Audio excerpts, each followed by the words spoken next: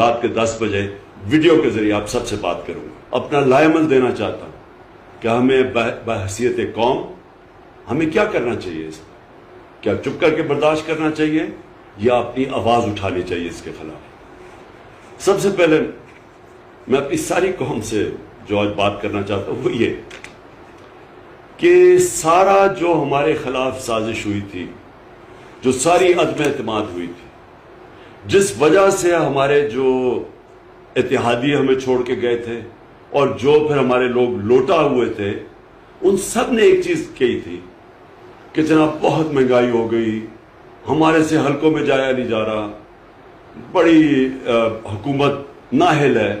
یہ ساری چیزیں انہوں نے جب عدم اعتماد کی سازش میں یہ سب شامل ہوئے تھے تو سب نے ایک ہی بات کی تھی جنہوں نے ہمیں چھوڑا تھا.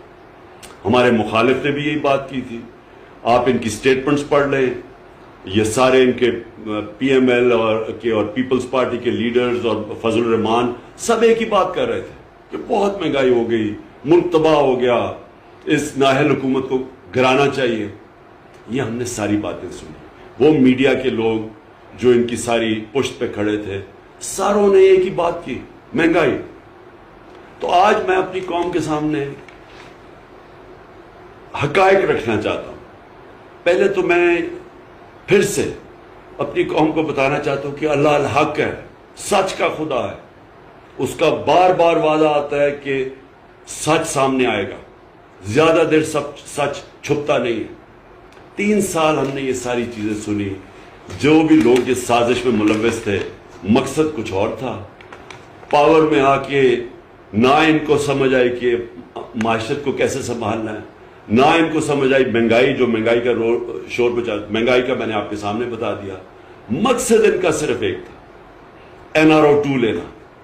اپنی جو چوری تھی اربوں روپے کی، ان ساروں نے مل کے جو چوری کی تھی پچھلے 10 سال میں، کیونکہ پہلے 10 سال میں تو ان کو NRO1 مل چکا تھا، مشرف نے معاف کر دی تھی ان کی اربوں روپے کی چوری. اب پھر سے جو انہوں نے چوری کی، وہ اب اس چوری کو ختم کرنے کے لیے جو ساری پلاننگ تھی کہ نیب کو ختم کیا جائے، نیب کے جو انہوں نے امینڈمنٹس کیے ہیں وہ ساری ان کی ٹاپ لیڈرشپ کی چوری معاف اربوں روپے کی. اور پھر FIA میں جو کیسز میں اوپن اینڈ شٹ کیس تھا، بچ ہی نہیں سکتا تھا شہباز شریف، اس نے FIA کے اوپر خود بیٹھ کے، اور ہم نے دیکھا کہ FIA میں ہوا کیا ہے کہ 4 وہ لوگ جنہوں نے وٹنس کرنا تھا، جس میں مقصود چپراسی بھی تھا، وہ بھی فارغ ہو گئے ہارٹ اٹیک کی.